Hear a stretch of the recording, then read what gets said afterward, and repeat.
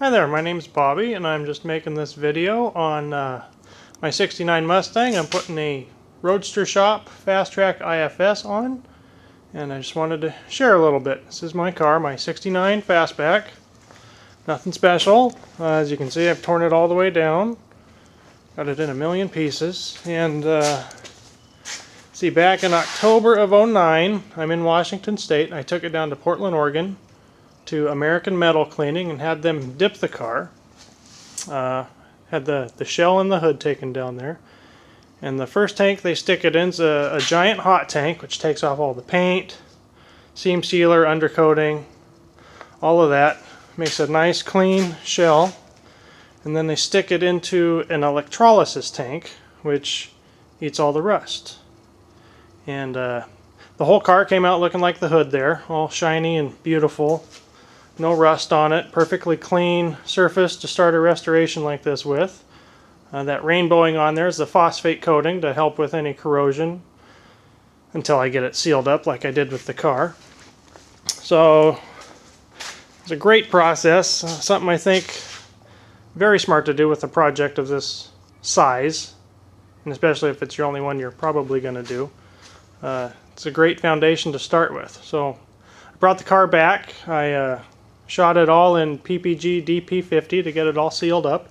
I've got a cool 3-foot wand where the tip sprays in a 360 and out the front. So I was able to get back behind all that bracing and inside the frame rails and everywhere that the factory could never get paint. And very pleased. So back to my Roadster Shop Fastback IFS. There's the cross member in there, all khaki wampus.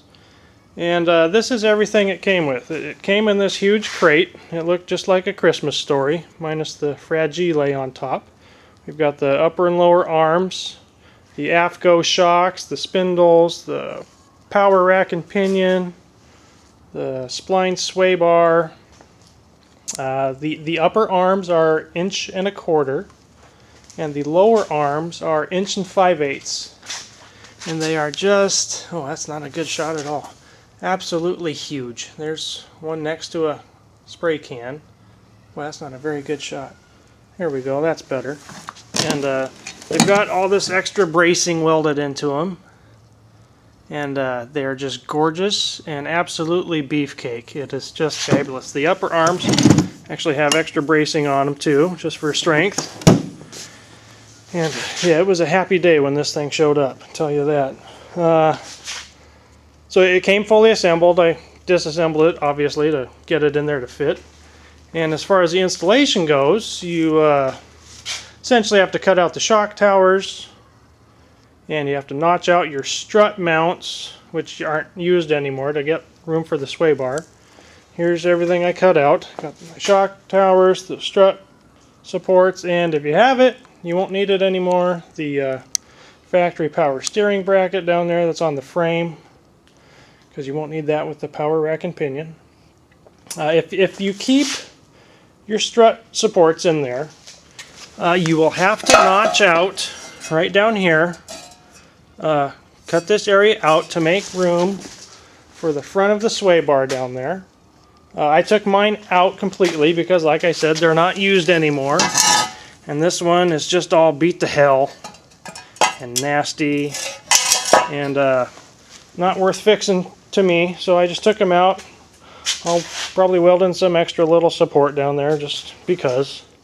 So yeah, you cut out the shock towers. You've got your alignment holes down here on their sway bar, and those line up with your sway bar alignment holes, and it's essentially that easy. You get everything cut out, get your mounting holes all lined up, and you are ready to weld it in. That's where it's supposed to go. No fancy measuring and all that kind of worry. It's really pretty simple. As you can see, you have to kind of cut out more than just the shock tower to get this big beefy thing to fit. It's all made out of 1/8 inch or 1/4 inch steel. It's a work of art. And I had to put in some relief cuts in my inner fenders here just to get some flex for everything to fit. And you also need to cut off this pinch weld along the frame Make that all flat for the cross member to sit down on your frame correctly. And you need to notch out this section of the pinch weld for the lower bump stop mount, which is kind of hidden back there, but I'll show you in a minute when I get this thing set in there, just to show you how easy it is. I had a gap bigger than I liked between my frame and their frame, so I just welded in this little piece of 16 gauge just to fill up that gap. That's all that's for. And I guess that's about it. So here, let me put you down and I will show you just how easy it is for this thing to go in. It's quite amazing.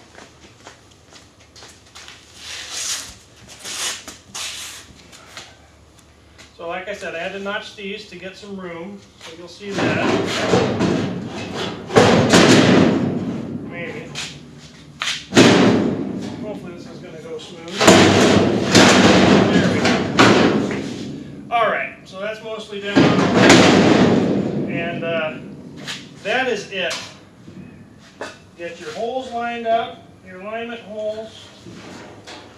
If you have to do gentle persuading, I suggest doing a 2x4 between your persuader and the object. That way you don't dent anything up. And yeah, that was it. Scoot it back out of here.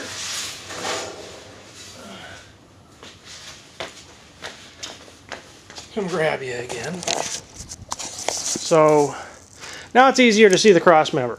It's a beautiful work of art. Talking with the guys at Roadster Shop quite a bit. Finally decided on theirs. And man, yeah, it's just gorgeous. Like I said, here's where I had to cut out for that lower shock, or the lower bump stop. And yeah, they've got their full frame. It slides right over your frame. You just have to cut out enough and make everything flat and fantastic for it to sit down and fit just like that. Got your holes right there lined up. Now you might wonder why I've got 4. Well, to err is human, and unfortunately mine came with the mounting holes for 65, 66, and here's the 69 holes. So talking with Jeremy, one of the owners and the shop foreman there at Roadster Shop, and they made me this bracket here that I line up with my holes, and that shows me where to drill the new holes. So everything lines up, fits great, and yeah, I can't wait to get this thing welded in and get it on the road in about 10 more years. Funny how things go like that with kids and these projects. But yeah, I think that's about it. So, oh, one thing I forgot. If you're gonna keep these, something I would suggest, which is I was going to do, but until I decided they were too nasty to keep, cut this little piece off, and you can just weld in a piece of 16 gauge or 18 gauge steel. Just box that up. That'd make it look really nice, a little more clean. Put a little drain hole down here in the deepest spot, so if any moisture does get in there, it's got a place to get out so it doesn't rust. And well, yeah, that's about it. Hopefully this can help somebody or give you more info on the Roadster Shop. They've had great customer service dealing with me. Jeremy's been a real trooper with all my questions.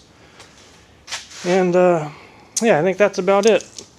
And it's a lot cleaner in there without those strut supports. Yeah, and once everything's welded all up, it's gonna be strong as hell. So good luck with your project, and we'll talk to you later.